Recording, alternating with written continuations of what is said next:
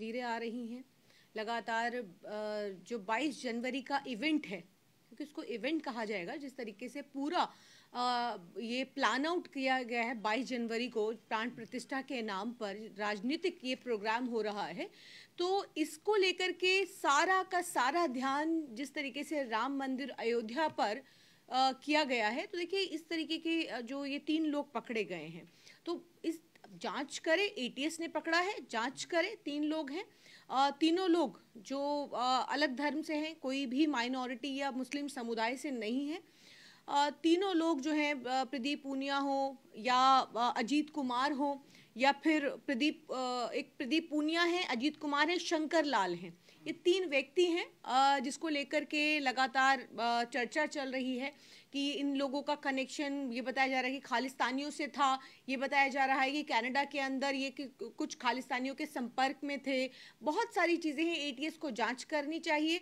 लेकिन सवाल ये नहीं है, सवाल ये है कि 3 लोग जो जिनको पकड़ा है एटीएस ने, अगर यही 3 लोग हिंदू ना होकर के मुसलमान होते तो अभी तक देखिए किस तरीके की हाय तौबा मचती, कितने घरों को बुलडोज किया जाता, इनके रिश्तेदारों तक को बुलडोज किया जाता। लेकिन आज देखिए कि आज इन तीनों को पकड़ा है, कहीं पर भी देखिए किसी बात की चर्चा नहीं हो रही है। तमाम जो मीडिया है वो साइलेंट तमाशा देख रहा है। तीनों की गिरफ्तारियां हो गई हैं। अब जांच में क्या सामने आता है वो देखने का विषय।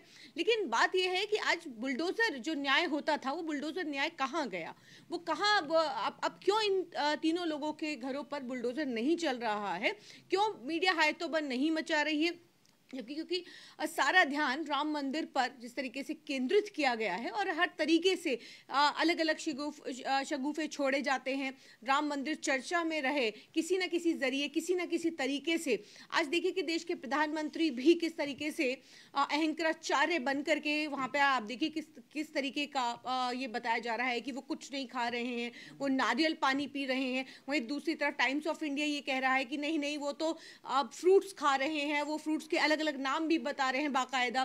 तो देखिए ये तमाम जो चीज़ें हैं, ये सारी चीज़ें ये क्या दिखाती हैं, ये दिखाती हैं कि जो पूरा जो इवेंट, राजनीतिक इवेंट चल रहा है, तो ये राजनीतिक इवेंट किसको, इस राजनीतिक इवेंट से किसको लाभ हो रहा है, ये क्यों किया गया है, जिस तरीके से पूरे देश को भगवामय करने की कोशिश की जा रही है। और ख़ास करके किसी संवैधानिक पद पर जो भी लोग हैं उनको कितना इसके अंदर सम्मिलित होना चाहिए, कितना, क्योंकि देश ये सभी अलग अलग धर्मों का देश है, ये देश संविधान से चलता है, धर्म से नहीं चलता है। लेकिन फिर भी 22 तारीख को की जो ये प्राण प्रतिष्ठा का जो इवेंट किया गया, खास करके एक समुदाय को जिस तरीके से लगातार सोशल मीडिया हो या फिर किसी भी माध्यम से उनको गाली गलौज, उनके धर्म गुरुओं को, उनके पैगंबरों को, या उनको किसी भी जरिए से उनको, आप देखिए कि उनको जलील किया जा रहा है, उनको नीचा दिखाने की कोशिश की जा रही है। और बड़े से बड़े स्तर पर ये इस प्राण प्रतिष्ठा के नाम पर अलग अलग तरीके से किस तरीके के प्रोग्राम रखे गए हैं वो हम सब देख रहे हैं। लेकिन ठीक है, अलग अलग धर्मों का देश है। अगर प्राण प्रतिष्ठा के नाम पर अगर किसी भी धर्म का व्यक्ति अगर इस पर किसी भी तरीके का कोई भी आयोजन करना चाहता है, करे, लेकिन किसी दूसरे समुदाय के लोगों को भी इस चीज़ ध्यान रखना चाहिए कि वो भी, उनका भी धर्म है, उनकी भी आस्था है। क्योंकि ये जो प्राण प्रतिष्ठा हो रही है, ये क्यों हो रही है, किसके, आज देखिए कि मुसलमानों का इसमें क्या योगदान रहा, किस तरीके से उन्होंने ये सब्र का जो घूंट पिया है, ये सब्र का घूंट पी करके सिर्फ और देश के लिए, अपने मुल्क के लिए, कि मुल्क के अंदर सिर्फ शांति रहे, लोग एक दूसरे के साथ वही भाईचारे के साथ रहें, अमन और चैन के साथ रहें, इसीलिए इस खून के घूंट को पिया। और एक तरीके से एहसान मानने की बजाय आप उन्हीं को जलील करने के लिए, उन्हीं को नीचा दिखाने के लिए, उनके ही धर्म गुरुओं को आप जिस तरीके से आप उनको भद्दी गालियां देना, सोशल मीडिया पर आप शब्द लिखना, देखिए ये उचित नहीं है। और मैं तो ये कहती हूँ कि जो 22 जनवरी को जो ये प्राण प्रतिष्ठा हो रही है, राम जी, देखिए राम जी से किसी को कोई आपत्ति नहीं है, क्योंकि जाहिर है हमारे 1,24,000 पैगंबर रहे, तो देखिए मैं बहुत सम्मान करती हूँ, हो सकता है राम जी उन्हीं पैगंबरों में से एक हो। हम उनको कभी भी किसी भी तरीके से, कभी किसी दूसरे धर्म को, ये हमारा धर्म भी इजाज़त नहीं देता कि हम किसी दूसरे धर्म को हम गलत कहें। नहीं हो सकता है। हम देखिए 1,24,000 पैगंबर रहे हैं, तो क्या पता उस 1,24,000 पैगंबरों में से राम जी भी हों। तो इसीलिए हम उनका बहुत सम्मान करते हैं। और ख़ास करके मैं इस्लाम की बात करूं तो इस्लाम दूसरे धर्म का बहुत सम्मान करना बताता है, दूसरे धर्म का, और यही हमारा इस्लाम है, यही इस्लाम की खूबसूरती है। लेकिन दूसरा धर्म, अगर हम राम जी की बात करें तो आज जिस तरीके से अब मैं देख रही हूँ तमाम जो सर्कुलर आ रहे हैं, मेमोरेंडम्स आ रहे हैं, और सबसे बड़ा शर्मनाक और बहुत ही ज़्यादा मुझे जो अफसोस हुआ वो एम्स, जो दिल्ली का जो एम्स अस्पताल है उसको 2:30 बजे तक बंद करने का मेमोरेंडम दिया गया। तमाम जो सरकारी स्कूल्स हों, चाहे संस्थान हों, तमाम जो ऑफिसेस हैं, तो उन सभी को बंद करने की और हाफ डे की अनुमति दी गई है। ये कहा गया कि हाफ डे तक बंद रहेगा। लेकिन सबसे बड़ा जो सवाल है कि आज क्या राम जी चाहेंगे कि हाफ डे जो एम्स के लिए मेमोरेंडम आया है, हाफ डे मरीज मर रहे हैं तो वो मरते रहें, ऑक्सीजन की जिसको कमी हो रही है होती रहे, लेकिन अस्पताल बंद रहेंगे, ओपीडी नहीं चलेगा। देखिए ये कहाँ तक ठीक है। तो मैं समझती हूँ कि ये बहुत ही ज़्यादा गलत और बहुत ही ज़्यादा, क्योंकि राम जी की अगर प्राण प्रतिष्ठा होनी है उसमें अस्पताल को क्यों बंद करने हैं, अस्पताल क्यों बंद होने चाहिए। वहाँ पर देखिए किस तरीके से लोग, वहाँ पर लंबी लंबी लाइनें हैं, लंबी लंबी कतारें हैं, कौन किस हालत में वहाँ पर आ रहा है। हम तो सड़क पर जब एम्बुलेंस जाती तो हमें ये कहा गया है कि एम्बुलेंस को रास्ता दिया जाए, आप बाकायदा पूरा हाफ डे आपने अस्पताल को बंद करने का ऐलान कर दिया। तो देखिए मुझे लगता है कि ये ठीक नहीं है। कमेंट में लोग कह रहे हैं कि सरकार का फैसला अच्छा है अगर एम्स बंद हुआ है। देखिए कमेंट में जो लोग लिख रहे हैं ये वही लोग हैं जो अंधभक्त हैं, जिनको सिर्फ और सिर्फ अंधभक्ति नजर आ रही है। उनको कोई इंसानियत से मतलब नहीं है, उनको किसी चीज़ से मतलब नहीं। उनको सिर्फ और सिर्फ लग रहा है कि आज सिर्फ मुसलमानों को तकलीफ हो रही है, मुसलमानों को किसी भी तरीके से वो तकलीफ देना चाहते हैं। लेकिन बंद होने से केवल मुसलमानों को नहीं, यही अब जब अपने पर गुजरेगी, अपने पर गुजरती है, इंसान को तब एहसास होता है जब कोई अपना घर में पड़ा बीमार होता है या कोई ऐसा हादसा, ऊपर वाला ना करे कोई हादसा हो, लेकिन कोई हादसा होता है और फिर उसको दर दर लेकर के जब एम्बुलेंस में घूमते हैं और पता चलता है कि 2:30 बजे तक अस्पताल बंद रहेगा और वो एम्बुलेंस में पड़ा हुआ अपना कोई करीबी जब वो पड़ा रहेगा, तब एहसास होगा कि प्राण प्रतिष्ठा, क्योंकि वहां पर क्या राम जी इस बात का इंतजार कर रहे थे कि मेरी प्राण प्रतिष्ठा होना जरूरी है? क्या मैं सिर्फ और सिर्फ बाबरी के विध्वंस होकर बाबरी को गिराया जाए तभी मैं उस, जो बार बार कहा जा रहा है कि रामलला आएंगे, रामलला आएंगे, इस तरीके के लगातार भजन गाने जितने भी मैं देख रही हूँ कि सोशल मीडिया पर, यहाँ तक कि फ्लाइट्स के अंदर भी, फ्लाइट्स हों, बस हों, स्कूल्स हों, तमाम जगहों पर इस तरीके के भजन गाने चलाए जा रहे हैं कि रामलला आएंगे। तो क्या इससे पहले रामलला नहीं थे? मैं पूछना चाहती हूँ, क्या रामलला नहीं थे? रामलला पहले भी थे, लेकिन अब जो रामलला आने वाले हैं वो किन लोगों, जो ये कह रहे हैं कि जो जिस तरीके के गानों के माध्यम से जो ये बात कही जा रही है कि जो उनको लाए हैं हम उनको लाएंगे, तो ये तैयारी किस चीज़ की है? तो जाहिर है, और आपने पूछा कि अस्पताल सिर्फ मुसलमान नहीं, जाहिर है अस्पताल तो वही मैं कह रही हूँ, को करीबी, जिसका कोई करीबी जब घर में पड़ा होगा उसको अस्पताल ले जाना होगा, तब एहसास होगा कि प्राण प्रतिष्ठा के नाम पर किस तरीके का राजनीतिकरण हो रहा है, भाजपा किस तरीके का राजनीतिकरण कर रही है। और जो सोशल मीडिया पर लिखने वाले जो लोग हैं, मैं कहती हूँ उनकी तो इंसानियत खत्म हो चुकी है, उनके अंदर इंसानियत बाकी नहीं है। सिर्फ और सिर्फ धर्म के चश्मे से वो हर कुछ को देख रहे हैं, क्योंकि उनको किस चश्मे से उनको दिखाया जा रहा है, क्या जो दिखाया जा रहा है वो वही देख रहे हैं, उससे ज्यादा ना वो देखना चाहते हैं और ना उनको कुछ दिखाई दे रहा है।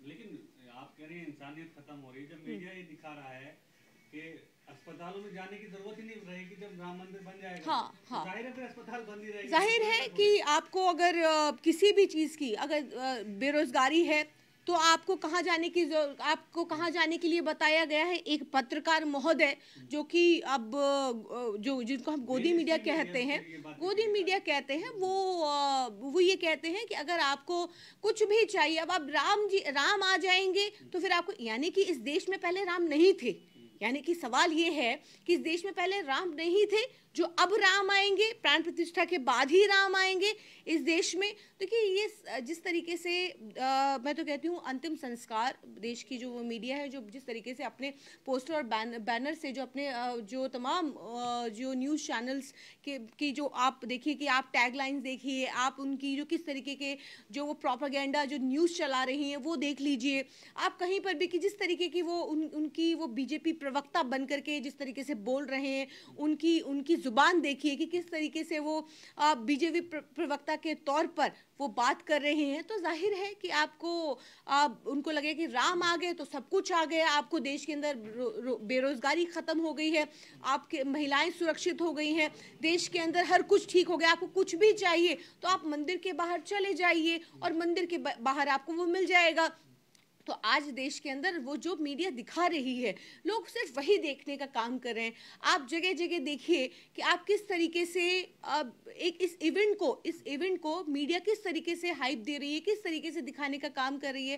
देखिए बिल्कुल आप जो इस चीज़ की खुशी मना रहे हैं, खुशी मनाएं, मुसलमानों को कोई फर्क नहीं पड़ता। मस्जिद के बाहर जाके मुसलमानों से पूछती है कि 22 जनवरी को मुसलमान क्या करेंगे, तो इस सवाल का क्या मतलब आप देखती हैं? क्या उकसाने की बातें हो रही हैं या कोई ब्रेकिंग न्यूज टाइप? देखिए जाहिर है क्योंकि देखिए इस मकसद क्या था, मकसद सिर्फ यही था कि मंदिर को ये बार बार ये कहा गया कि वही मंदिर वहीं बनाएंगे। जब इस तरीके के सॉन्ग्स डीजे पे चलते थे और लगातार ये कहा 5000 गांव से इस तरीके की यात्रा निकाली जा रही थी और मंदिर वहीं बनाएंगे जैसी चीज़ें जब चलाई जाती थी, तो इसका क्या मकसद था? यही मकसद था कि किसी तरीके से भी मुसलमानों को भड़काया जाए। मुसलमानों ने देखिए तब भी सब्र रखा, तब भी सब्र किया जिस वक्त जब ये सुप्रीम कोर्ट में मामला पेंडिंग था, और जब सुप्रीम कोर्ट के अंदर तभी भी हम ये कहते हैं कि हम आपसी बातचीत से इस मसले को सुलझा सकते हैं। लेकिन जिस तरीके से योगी जी का बयान आता है कि हम सुप्रीम कोर्ट को नहीं मानते हैं, हम संविधान को नहीं मानते, एक बार सुप्रीम कोर्ट फैसला दे दे तो फिर उसके बाद हम अपना फैसला करेंगे, तो इस तरीके के बयान जब उधर से आते हैं तो जाहिर है मुसलमानों ने सब्र किया, मुसलमानों ने। और देखिए आप वहाँ पे मंदिर बनाइए, आप कुछ भी बनाइए वहाँ पर, लेकिन हमारी नज़र में वो मस्जिद थी, मस्जिद है और ता कयामत मस्जिद ही रहेगी।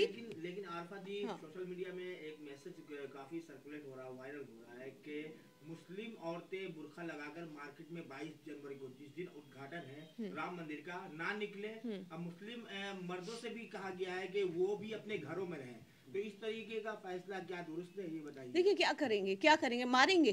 देखिए नहीं क्या करेंगे, ये तो इस तरीके के लगातार ये बयान कोई ना कोई देता रहा है। ये कहा जा रहा है कि मुस्लिम नौजवानों को कहा जा रहा है कि आप 26 जनवरी तक अपने घरों के अंदर बंद रहिए, सफर मत कीजिए। मुसलमान औरतों को ये कहा जा रहा है। तो क्या करना चाहते हैं? मारेंगे, मुसलमानों को खत्म करना चाहते हैं, करिए खत्म, हम तो तैयार हैं। आप देखिए, आप अगर हमें मारना चाहते हैं क्या करेंगे? लिंचिंग हमारी लगातार होती रही है, लगातार हमें आप मारते रहे हैं।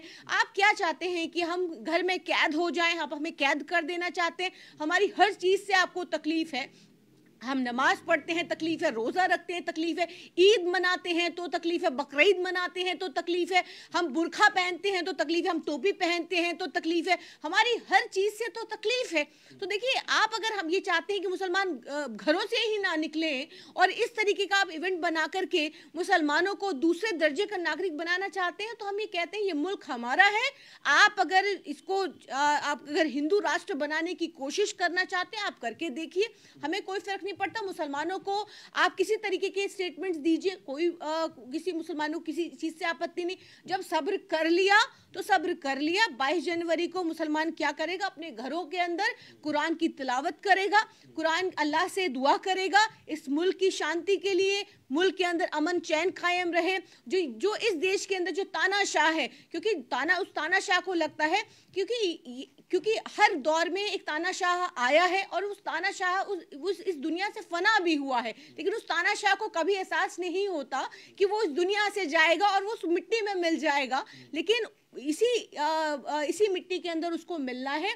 तो देखिए मुसलमान जो है, मुसलमान 22 जनवरी को जैसे हर रोज की तरह 22 जनवरी को भी वो अल्लाह से दुआ करेगा, इस मुल्क की सलामती के लिए दुआ करेगा, अपने लोगों की सलामती के लिए दुआ करेगा, और ये इस चीज़ की दुआ करेगा कि इस तरीके के जो नफरती लोग हैं, इस तरीके की जो नफरती एजेंडा चलाने वाले लोग हैं, इससे हमारे मुल्क के अंदर जो है वो नफरत ना फैले, शांति रहे, और ये इस मुल्क के अंदर जैसे पहले लोग अमन भाईचारे के साथ रहते थे, अल्लाह उन्हें सद्बुद्धि भी दे, अल्लाह उनको अक्ल दे, ताकि वो जो मुल्क बर्बाद होने की कगार पर है वो उस बर्बादी से कम वो निजात ऊपर वाला दिलाए।